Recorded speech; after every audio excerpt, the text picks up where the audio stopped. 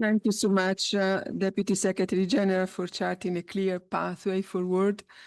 And now it's my pleasure to give the floor to Mr. Mugwena Maluleke, President of Education International, the organization that represents the largest number of teachers worldwide, to share with us the vision to transform the teaching profession. The floor is yours, please. Thank you very much, Assistant Director General.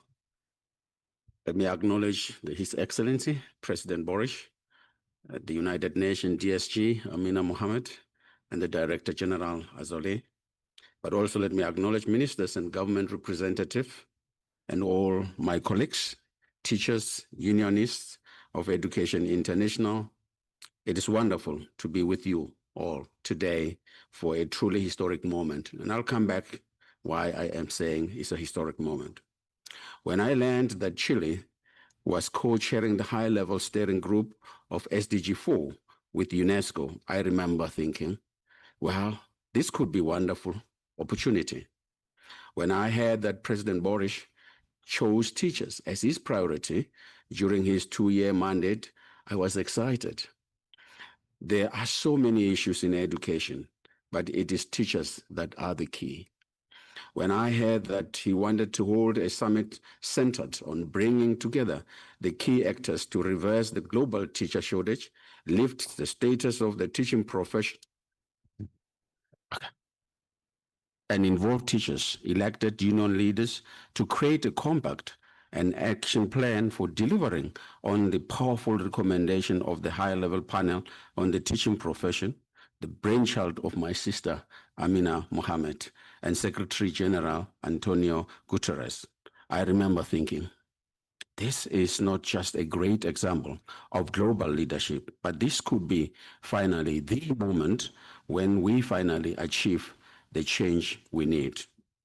So, Mr. President, let me just say that the world's teachers have watched your development from student activist, when some actually here in this room joined you on the street defending the right to education for all, to today where you are now, welcoming us to your home.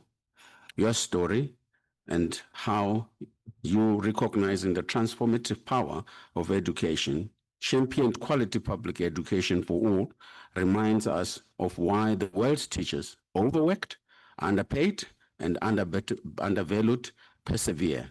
It is because education is not transactional. It is relational. It is about every child in very rich or poor country, large or small. As Chile's greatest Nobel Prize winning teacher, Gabriela Mistral, said, it is about the hearts and minds of the molding of each country's future. Colleagues, I have been a teacher for 37 years, but today I am not speaking for myself.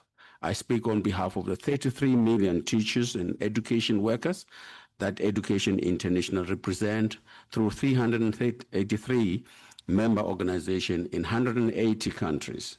I was born on a farm in an apartheid South Africa. There was no school available to me. As a child laborer, I worked on the farm until I was 9 years old, when I finally, and I must emphasize, finally, I was allowed by the system to go to school. Education expanded my world, not only in the received knowledge, but in the human interaction with my teachers. I was determined to be part of that world, yet, since teachers didn't generally look like me, I knew that becoming one would mean a world of difference for the students who do. I also saw, as a rural educator, many indignities that further informed my decision to fight against apartheid and for human rights for all. From my work as a teacher, my understanding of the power of collaboration and organizing grew. Individuals can be heroes, of course, but a movement can transform the course of history. That is well understood here in Chile. And yesterday, I visited the incredible Museum of Memory. It reminded me of my country's apartheid museum. Such places are critical for creating a collective consciousness and democratic culture, as well as reminding future generations of the dangers of authoritarian governments, of dictatorship. As the inscription of the National Stadium says, a people without memory is a people without a future. On the second floor, I was struck by the section dedicated to the contribution of teachers' unions to restoring democracy, and I was amazed to see the younger faces of older friends. Colleagues, when we came together at the Transforming Education Summit 3 years ago, we recommitted to achieving SDG 4. We agreed that we had to unite to build a movement, as its achievement would not be possible if we act as individuals. 3 years later, we still need 50 million more qualified teachers. Colleagues, we must block out the first and the distractions and focus very clearly on the unprecedented urgency of this moment. We have the blueprint, and here, for change, we need and every learner deserves. That blueprint comes in the form of the United Nations High-Level Panel on the Teaching Profession. We need action to implement its 59 recommendations so we can create the conditions to attract and retain the teachers we need. With the recommendation that put front and center the need to raise the status of the profession, respect for the profession as seen in good and competitive salaries comparable to other professions, manageable workloads, job security, professional autonomy, ongoing professional development, the tools, time to do our jobs. As I travel the world, I see evidence of governments taking the recommendation seriously and forming partnership with the profession to do it. But they remain too few in number. Over these 2 days, you will hear from teacher leaders working across diverse contexts. I urge you to recognize them as experts from the field. I urge you to recognize us as partners in pursuit of what must be our common goal: a qualified teacher in every classroom, in every day, and every lesson, to deliver on the right to education for every single student everywhere on this planet. Unions are ready to work collaboratively to make this objective a reality, and social dialogue is the key. And we need to grasp that the relational dimension of teaching and learning is integral for the future of the teaching profession. The physical presence of teachers takes on increased importance in a context of increased digitalization of human and social life. The educational heritage developed throughout history within the framework of the teacher-student relationship is a precious treasure of humanity that needs to be appreciated, known, and recognized.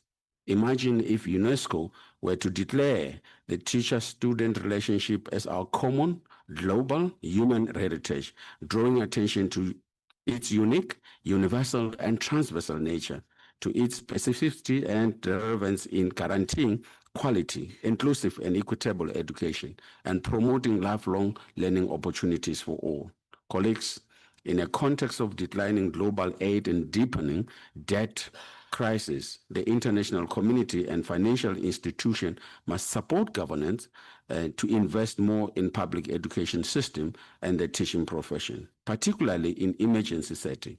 In many low and lower middle income countries, budget constraints make it impossible for governments to hire the teachers that the education system so desperately need.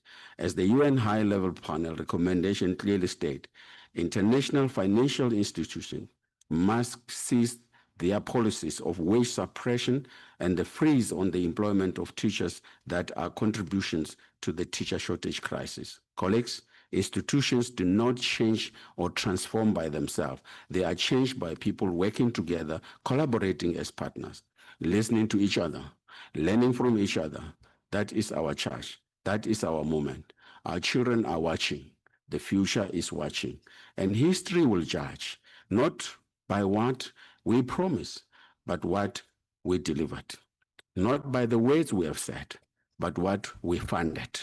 Let it be said that in San Diego, we choose courage over comfort, justice over silence, and education over excuses. I wish you a successful summit.